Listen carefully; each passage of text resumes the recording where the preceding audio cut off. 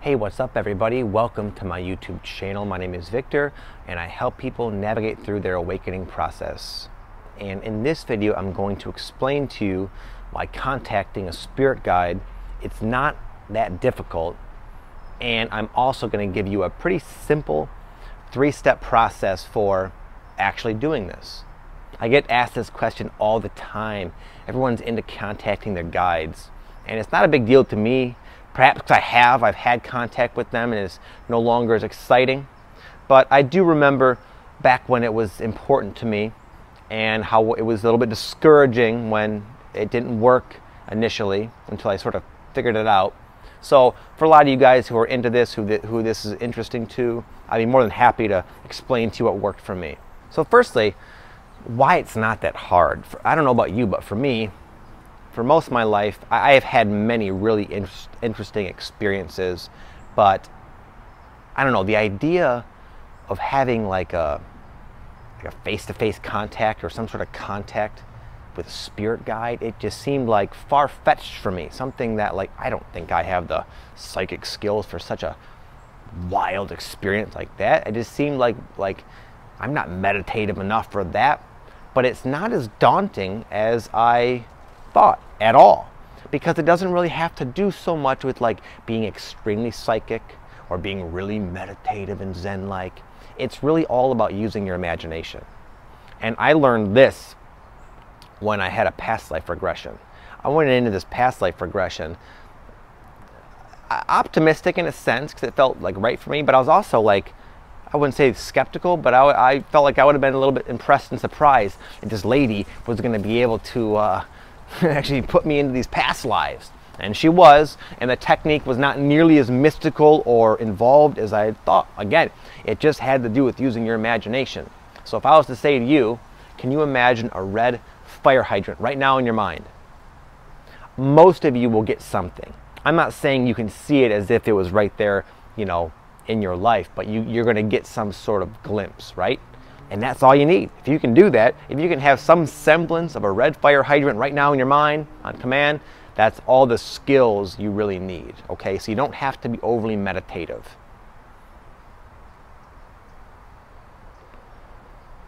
Now I will go ahead and explain a 3-step process for communicating or making some semblance of contact with your guides, okay? So what I found is that in the beginning, when I made an attempt at this, that my attempts were a little bit half-assed. They were not, I didn't really put much into it. I didn't really put any effort into it, and therefore I was a little bit disappointed with my results. But when I did finally start to really want it badly and actually do stuff to, you know, consistently over time, it's when I like had these kind of cool experiences, okay? So that's the first step. Number 1 is to have a strong intention consistently. So what I'd recommend, what works for me, I'm just going to keep it simple, I'll tell you like an exact process. You can modify it if you'd like, but it's just one of many ways.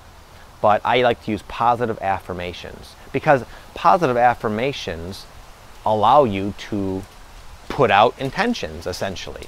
I am abundant, I am strong, I am amazing, etc. But you do it repetitively, you vocalize it, and you do it multiple times. I'd recommend saying something to the effect of, I have made contact with a spirit guide. I would say that 10 times in the morning and 10 times in the evening. Ideally, looking in the mirror, deep into your own eyes with conviction and confidence. You want to say them in the present tense, as if they had already happened. Number 2 is sort of taken care of with number 1. Number 2 is, again, put forth action. Don't just watch a YouTube video like this and then just wait and say, well, why haven't they come? You got to do something, man. You got to sort of prove to them that it's something that's actually important to you. So just follow that first step, and you'll take care of step 2 along the way, because waking up every morning and making it a point to reciting something, you know, multiple times, 10 times in your case, and then in the evening, do that for a couple weeks, you know, or a month, consistently, that is action oriented. That is saying out there every single day, this is something you actually want. And number 3 is to completely let go and relax your expectations for how it should go down. it's so often that we want things in life, and our minds just can't help but formulate very specific and rigid plans. And that's fine, there's a time for that, but the problem with doing that so intensely and with such a hell-bent attitude is that it sort of limits and blocks all the other possibilities that our limited brain can't really conceive of in the moment. So you might have some ideas of when you would like and prefer and would expect this contact to occur and how it might occur, but don't be too insistent upon that. Really just let it go. The way it happened for me was way different than I would have ever imagined. Okay, I'll just tell you real quick.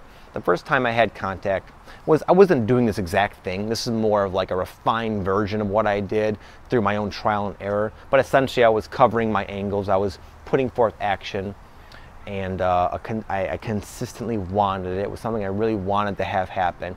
And then finally, the way it worked for me is I would have these experiences where in the beginning it was on like psychedelic mushrooms, where I could perceive visually and just sense beings in my presence. But after a while I could just do this anyway without the need of the substance. And so I was doing this one day. I could sense there were like them beings around or whatever, but I never really knew they were my guides or anything, you know. So but I sensed it, and I'd been working at this, kind of wanting to meet my guides. And I had the impression that these beings that were around were more just like observer type of extraterrestrial, just kind of checking in on me. They didn't seem to have a real connection with me.